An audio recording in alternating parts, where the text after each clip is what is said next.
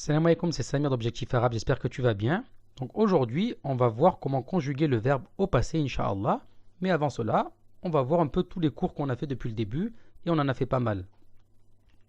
Donc on a vu les catégories de mots, que chaque mot qu'on rencontre dans un texte, dans le Coran, etc., c'est soit un nom, soit un verbe, soit une particule. On a vu comment reconnaître et comment former le défini et l'indéfini. On a vu comment reconnaître et on a vu comment se former le mufrad, le singulier, le muthanna, le duel et le jam', le pluriel. Et on a vu que le pluriel était de trois catégories: pluriel masculin, régulier, pluriel féminin régulier et le pluriel irrégulier. On a vu également que la phrase était soit verbale, soit nominale. On a vu les manières de poser des questions.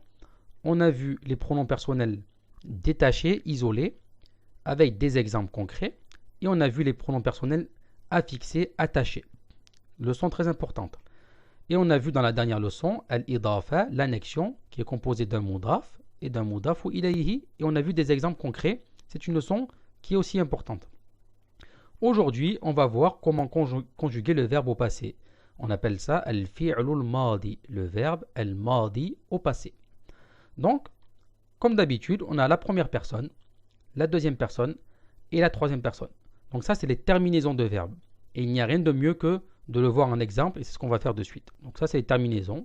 On va les voir en direct. Donc, par exemple, on va conjuguer le verbe écrire. Le verbe écrire, c'est kataba. Kataba que tu vois ici, c'est le verbe écrire. Il a écrit. On va le conjuguer à toutes les personnes. Donc sache avant tout que là, on va dire par exemple ana katabtu, ça signifie moi, j'ai écrit. Sache qu'en langue arabe, le ana, nahnu, les pronoms personnels qu'on a vus, qui signifient je, nous, etc., lorsqu'on conjugue un verbe, on n'a pas besoin de les utiliser. Là, on les met pour te montrer, je les mets pour te montrer comment ça fonctionne. Mais lorsque tu vas dire par exemple j'ai écrit, tu dis directement katabtu. Parce que le tout ici, on sait que c'est pour le ana. Ça signifie je, moi. Katabna, on sait que c'est pour le nahnu. C'est comme ça en fait que ça fonctionne la langue arabe. Donc en fait, si je dis katabtu, ça signifie j'ai écrit. Je peux m'arrêter là. Je ne suis pas obligé de dire ana en fait. Et même en général, on ne le dit pas. On ne le dit jamais, sauf une petite faïda, un petit bénéfice. Tu peux l'utiliser devant un verbe pour insister sur une chose. Pour insister, pour dire que c'est vraiment toi qui as écrit par exemple. Par exemple, si je dis katabtu, ça signifie j'ai écrit. C'est correct et d'ailleurs c'est ce qu'il faut faire quand on parle en langue arabe. On dit katabtu et ensuite on continue notre phrase. Mais si maintenant je veux insister et dire que c'est vraiment moi qui ai écrit, il n'y a aucun doute, ben je peux rajouter le ana devant. Et je vais dire ana katabtu, c'est moi qui ai écrit. Voilà le petit bénéfice. Mais sinon en général on ne les écrit pas. Donc comment on forme le verbe au passé? Ana, on va dire katabtu, j'ai écrit. Nahnu pour dire nous, katabna, nous avons écrit. Et donc ici, c'est la terminaison qu'il faut mettre à la fin de chaque verbe à chaque fois. Anta, katabta, tu as écrit au masculin. Anti, katabti, tu as écrit au féminin. Antuma, katabtuma, vous avez écrit tous les deux, que ce soit le masculin ou le féminin. Antum, katabtum, vous avez écrit au masculin. Antunna, katabtunna, vous avez écrit au féminin. Huwa, kataba, il a écrit. Hiya, katabat, elle a écrit. Huma, kataba. Et donc là, on voit qu'il y a une différence pour le verbe au masculin et au féminin. Pour le duel à la troisième personne. Huma, eux deux, ont écrit kataba, mais c'est pour le masculin. Huma, katabata, eux deux ont écrit au féminin. Là, le féminin duel, on voit que ici, à la deuxième personne, antuma, katabtuma, c'est pour le masculin et le féminin.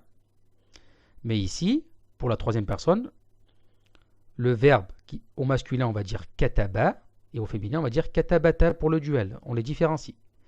Hum, katabu, ils ont écrit.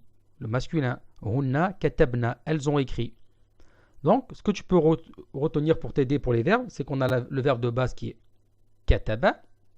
Et qu'est-ce qu'on fait? On rajoute des terminaisons à la fin pour les reconnaître. On rajoute le tout, le na. Donc pour le tout et le na, ça ne ressemble pas à ana et nahnu. Mais pour le reste, en général, ça ressemble. Anta, on voit qu'à la fin, il y a un ta. Anti, on voit qu'à la fin, il y a le ti.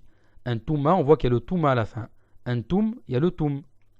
Antunna, il y a le tunna. Et ça, c'est les pronoms personnels que tu as déjà appris.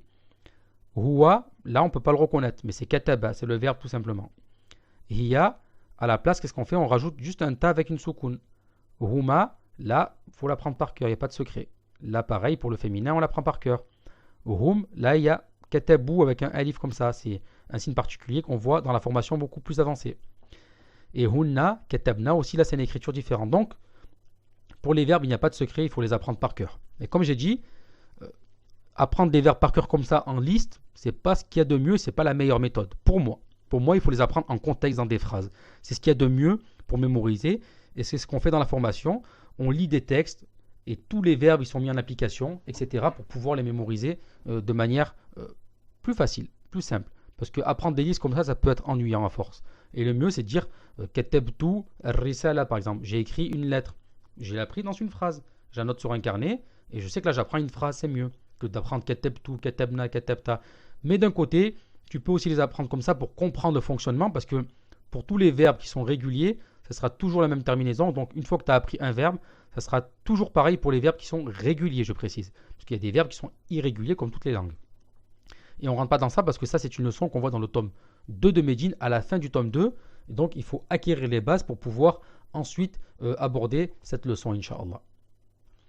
Dans le Coran, dans Surat al-Fatiha, Ihdina sirat al-mustaqim. Ihdina.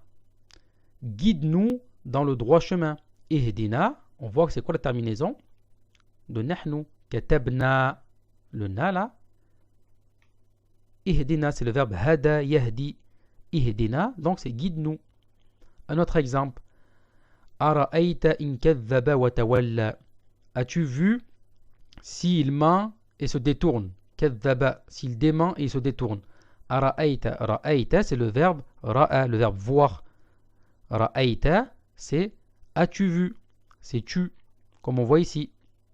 Katabta, ra'ayta.